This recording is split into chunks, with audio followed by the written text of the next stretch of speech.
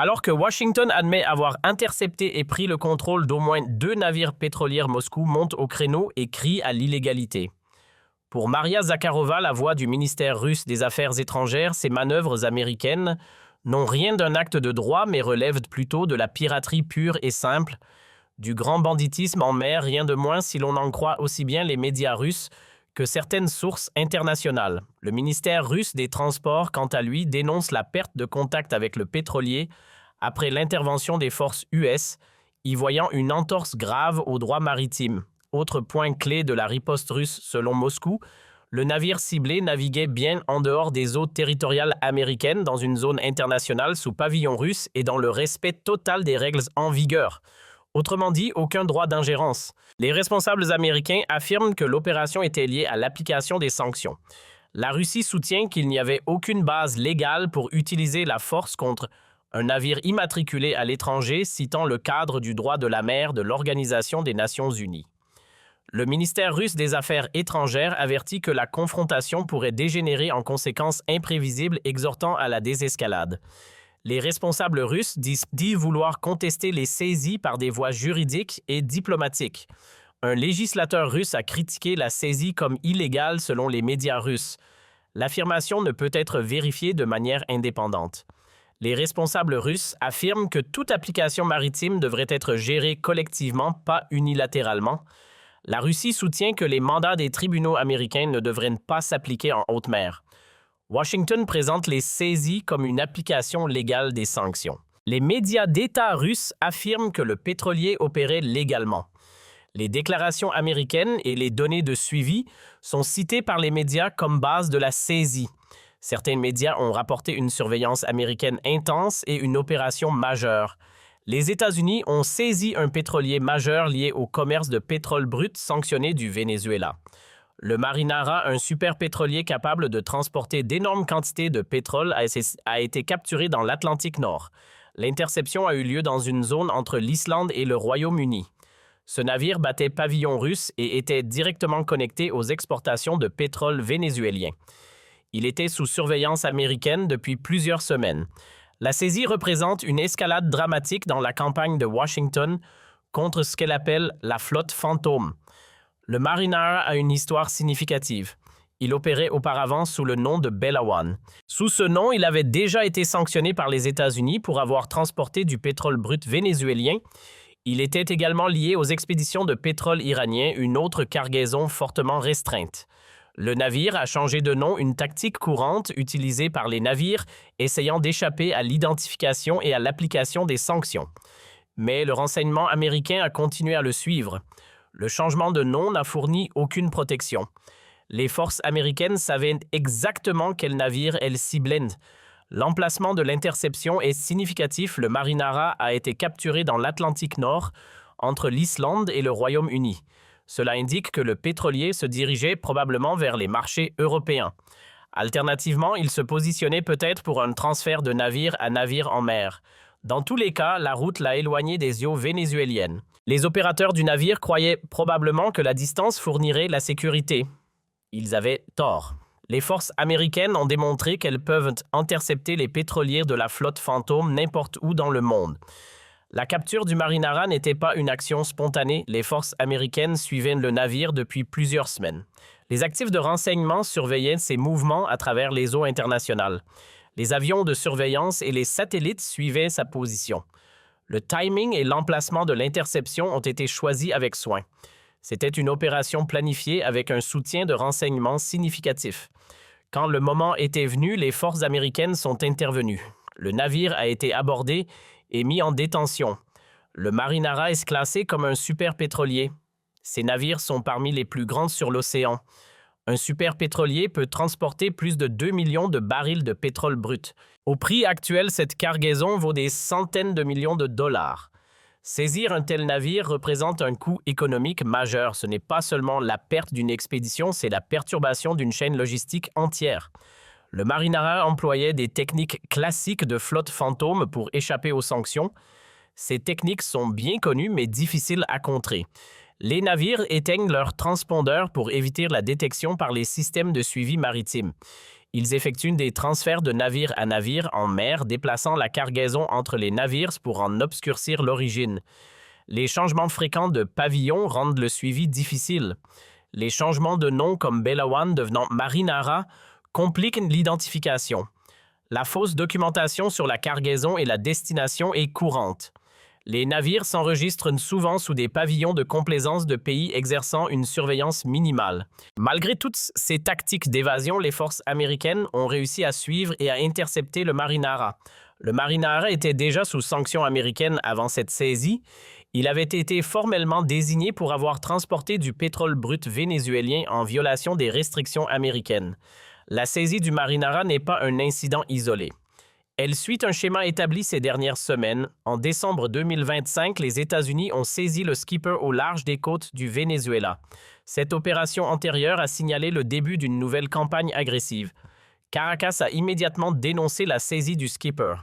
Les responsables vénézuéliens l'ont qualifié d'acte de piraterie, mais Washington a ignoré les protestations et a poursuivi sa campagne. Le gouvernement vénézuélien s'est montré particulièrement virulent dans sa condamnation. À la suite de la saisie du Skipper, Caracas a accusé les États-Unis de piraterie. Cette terminologie est juridiquement significative. Selon le droit international, la piraterie implique la saisie illégale d'un navire en haute mer. Le Venezuela soutient que les actions américaines correspondent à cette définition. Washington rejette entièrement cette caractérisation. Les responsables américains invoquent l'application des sanctions et les opérations antidrogue comme justification légale. Le débat juridique se poursuit, mais les saisies se poursuivent également. Le Skipper n'était pas le seul navire ciblé en décembre. D'autres pétroliers sanctionnés, dont le Centuries, ont été détenus à partir du 10 décembre. Ces navires étaient également accusés de faire passer clandestinement du pétrole vénézuélien en violation des sanctions. Le schéma révèle une campagne qui s'accélère. Décembre a vu les premières saisies établir le précédent. Janvier a vu la saisie du Marinara, un superpétrolier majeur loin des eaux vénézuéliennes. Le tempo et l'ambition des opérations augmentent tous les deux. Le renforcement militaire soutenant ces opérations est substantiel. Le porte-avions USS Gerald Ford a été déployé dans les Caraïbes. C'est l'un des navires de guerre les plus avancés de toute la marine américaine. Sa présence fournit une couverture aérienne, des capacités de surveillance et un puissant dissuasif. Le groupe aéronaval comprend plusieurs navires d'escorte, destroyers, croiseurs et navires de soutien. Cela représente une projection majeure de la puissance navale américaine dans l'hémisphère occidental. Le déploiement du Gerald Ford fait partie d'un renforcement militaire plus large. Les gardes-côtes ont augmenté leur présence dans les eaux des Caraïbes. Les destroyers et croiseurs de la marine patrouillent les voies maritimes clés. Les avions de surveillance surveillent les mouvements des navires à travers la région. Ce renforcement sert plusieurs objectifs. Il soutient les opérations d'interdiction contre la flotte fantôme. Il fournit le muscle pour la capture de pétroliers comme le Marinara. Et il envoie un signal sans équivoque au Venezuela et à ses alliés. Ces saisies font partie d'une opération militaire nommée l'opération Southern Spear, conçue pour écraser le commerce illicite dans l'hémisphère occidental. L'opération cible plusieurs formes de contrebande. Le pétrole des nations sanctionnées Venezuela, Russie, Iran est un objectif principal. Le trafic de drogue est également ciblé sous le même parapluie opérationnel. L'objectif est la perturbation complète du commerce illégal dans toute la région. La saisie du Marinara s'inscrit directement dans ce cadre. L'opération Southern Spear reflète une vision stratégique plus large. Comprendre la flotte fantôme est essentiel pour comprendre cette histoire. Ce terme fait référence à un réseau de pétroliers vieillissants utilisé pour contourner les sanctions internationales. La flotte transporte du pétrole de pays comme le Venezuela, la Russie et l'Iran. Ces nations font face à de sévères restrictions sur leurs exportations de pétrole. La flotte fantôme leur permet de continuer à vendre du pétrole malgré les sanctions. Les navires opèrent dans l'ombre, évitant la détection, changeant d'identité, falsifiant des documents. Ils sont la bouée de sauvetage qui permet au pétrole sanctionné de continuer à affluer vers les marchés mondiaux. Pour le Venezuela, la flotte fantôme est une bouée de sauvetage économique. Les sanctions américaines ont sévèrement restreint la capacité du Venezuela à vendre du pétrole par les canaux normaux. Les grandes compagnies maritimes internationales refusent de manipuler du brut vénézuélien. Les banques mondiales ne traiteront pas les paiements pour le pétrole sanctionné. Les compagnies d'assurance ne couvriront pas la cargaison. La flotte fantôme fournit une alternative à tous ces obstacles. Elle permet au Venezuela de générer des revenus malgré le blocus. Perturber cette flotte impacte directement les revenus du gouvernement vénézuélien. Chaque pétrolier saisi représente des millions de dollars de revenus perdus. La Russie a répondu à ces saisies avec indignation. Moscou a accusé Washington de piraterie d'État suite aux opérations de pétroliers. Les responsables russes soutiennent que les États-Unis saisissent illégalement des navires dans les eaux internationales. Ils affirment que cela viole les principes fondamentaux du droit maritime. Plus significativement, la Russie étudie apparemment des options pour des escortes militaires. Cela pourrait signifier des navires de la marine russe accompagnant les pétroliers pour dissuader l'interdiction américaine. Un tel développement augmenterait dramatiquement le risque de confrontation. La possibilité d'escorte militaire russe est significative. Si Moscou déploie des navires de guerre pour protéger les pétroliers de la flotte fantôme, la situation change dramatiquement. Les forces américaines interceptant un navire escorté par des navires de la marine russe craignent un scénario dangereux. Aucun des deux côtés ne veut de confrontation militaire directe, mais aucun des deux côtés n'a indiqué sa volonté de reculer. Cette voie d'escalade est maintenant activement discutée dans les deux capitales. Les enjeux augmentent avec chaque saisie. La Maison-Blanche a défendu ces opérations vigoureusement. Les responsables lient les saisies de pétroliers aux efforts anti-drogue. Ils soutiennent que les revenus pétroliers vénézuéliens financent les organisations de trafic de drogue. La corruption est également citée comme justification pour l'application agressive. L'argument officiel, saisir ces pétroliers, perturbe les entreprises criminelles, pas le commerce légitime. Le Venezuela est dépeint comme un narco-État dont les revenus pétroliers alimentent l'activité illégale. Le Venezuela et la Russie rejettent entièrement ce cadrage. Ils y voient une saisie de ressources déguisée en application de la loi. Le gouvernement vénézuélien présente un récit très différent. La vice-présidente Delcy Rodriguez a connecté les saisies de pétroliers à un schéma plus large d'agression. Elle les lie à la récente attaque militaire sur le territoire vénézuélien. Elle les lie à l'enlèvement du président Maduro et de la première dame Cilia Flores. Et elle les lie à ce qu'elle appelle une stratégie de pillage ciblant le pétrole vénézuélien. Dans ce cadrage, les saisies confirment une guerre économique en cours. Rodriguez présente ces saisies comme preuve des intentions américaines. Elle soutient que les États-Unis veulent forcer un changement de régime au Venezuela. Les saisies de pétroliers sont un outil dans cette campagne.